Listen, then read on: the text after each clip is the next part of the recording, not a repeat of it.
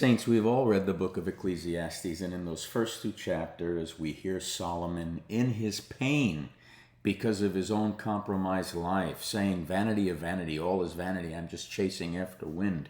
He began his journey richly endowed with God given wisdom, and yet he allowed the subtle erosion of his own ethics and morals to rob him of where wisdom begins, the fear of the Lord, the reverence of God, because he began to pursue power independent of God, pleasure independent of God, and prosperity independent of why God would prosper him. All while he was the king. He was deeply compromised. He lost himself in the fleeting promises of the world of his day, and at the twilight of his life, he wakes up painfully to the realization of how much he was striving for nothing more than what he calls chasing wind, and how elusive and empty and meaningless all of it was, though he denied himself nothing. Listen, his words are an echo in the current culture that I would argue are a reframe that invite us to reflect honestly and humbly on what we pursue in a consumer-driven culture.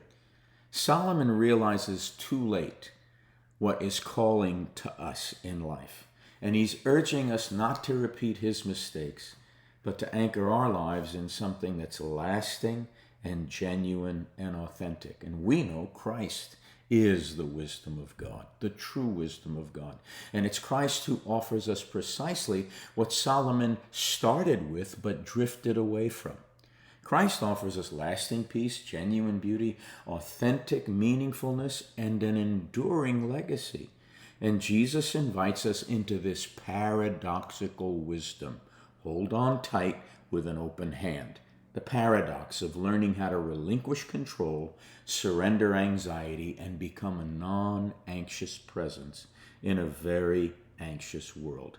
Jacob says to the angel of the Lord, "I won't let you go till you bless me." He touches the socket of his thigh and says, "I can't bless you till you let me go." Hold on tight with an open hand. So to follow the wisdom of Christ is to hold our lives tightly with an open hand. Someone once said, hold the reins of life loosely, like if, in terms of the reins, as with the reins of a horse. Hold them loosely.